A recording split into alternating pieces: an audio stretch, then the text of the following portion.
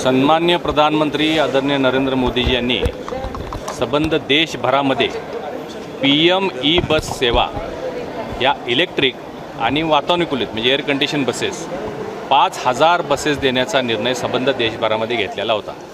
या योजनेची घोषणा होताच त्वरित आपण कोल्हापूर महापालिकेच्या वतीनं प्रस्ताव दिला आणि महाराष्ट्रात सगळ्यात पहिल्या कोल्हापूरसाठी 100 इलेक्ट्रिक बसेस मंजूर झालेल्या होत्या। आता या इलेक्ट्रिक बसेस येत असताना त्याच्यासाठी लागणारं जे इन्फ्रास्ट्रक्चर आहे, वर्कशॉपची व्यवस्था पाहिजे, ॲडमिन बिल्डिंगची व्यवस्था पाहिजे, येणाऱ्या सगळ्या ड्रायव्हर्स क्लीनर्स त्यांची व्यवस्था, मेंटेनन्स आणि इलेक्ट्रिक स्टेशन्स या सगळ्या कामासाठी जवळजवळ 1 वर्ष 1.5 वर्ष गेलेलं आहे। हे सगळे पैसे 100% पैसे केंद्र सरकारनं दिलेले आहेत। केंद्र सरकारनं जे पैसे दिले होते त्याची पाहणी करण्यासाठी मी इथं आलेलो आहे। सगळं इन्फ्रास्ट्रक्चर पूर्णपणे तयार झालेलं आहे। 8 बसेस दाखल झालेले आहेत। 15 ऑगस्टच्या आत कोल्हापूरमध्ये इलेक्ट्रिक बसची सेवा सुरू होईल अशी आमच्या परिवहन समितीच्या वतीनं घोषणा केलेली होती। ती घोषणा पूर्णत्वास येत आहे। 50 ते 60 बसेस 15 ऑगस्टपर्यंत येतील। 9 तारखेला सन्माननीय मुख्यमंत्री महोदय कोल्हापूरमध्ये येत आहेत। जर त्याच्या आधी त्यांनी जर वेळ दिली तर या इलेक्ट्रिक बसेस किंवा पुढची वेळ दिली तर त्यावेळी मोठ्या प्रमाणात याचं उद्घाटन आपण करणार आहोत आणि ही सगळी सेवा कोल्हापूरकरांसाठी आपण कार्यरत करणार आहोत। तुम्ही बघितलं असेल की 9 मीटर आणि 12 मीटरच्या या बसेस आहेत, संपूर्ण वातानुकूलित आहेत। त्यामध्ये दिव्यांग बांधवांसाठी विशेष व्यवस्था आहे।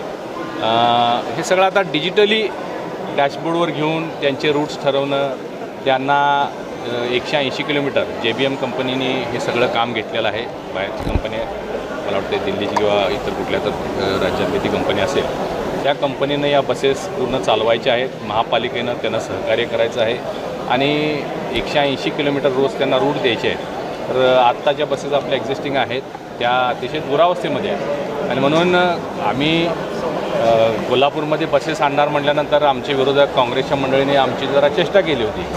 त्यांनी 3 बसेस दिल्या होत्या आणि खूप गाजावाजा केला होता की आम्ही 3 बसेस दिल्यामुळे। आम्ही त्याच दिवशी घोषित केलं होतं की आम्ही 100 बसेस आणू। त्यावेळी त्यांनी चेष्टा केली होती, हे हवेत बोलतात खासदार असं म्हणले होते। परंतु प्रत्यक्षात दिल्ली दरबारी अनेक वेळा मंत्री महोदयांना भेटणे, सेक्रेटरीजना भेटणे, त्याचा फॉलोअप घेणे, महापालिकेकडून कागदपत्राची पूर्तता करणे, या सगळ्या गोष्टी पूर्ण केल्यामुळं आज हा शुभदिन कोल्हापूरमध्ये होतो आहे। आणि ह्या सगळ्या सेवेची खरं पाहता पब्लिक ट्रान्सपोर्टेशन मजबूत असणं हे खूप गरजेचं आहे। आणि आपल्या कोल्हापूरसारख्या शहरामध्ये आता ट्रॅफिक वाढत चाललेलं आहे, भाविक मोठ्या प्रमाणात येत आहेत, पर्यटक मोठ्या प्रमाणात येत आहेत। अशावेळी पब्लिक ट्रान्सपोर्टेशन असणं आणि त्याचा लाभ महापालिकेसाठी होणं हे क्रमप्राप्त आहे। त्या दृष्टिकोनातून कोल्हापूरकरांच्या आणि भाविकांच्या सेवेसाठी ही बस इथं कार्यरत होईल।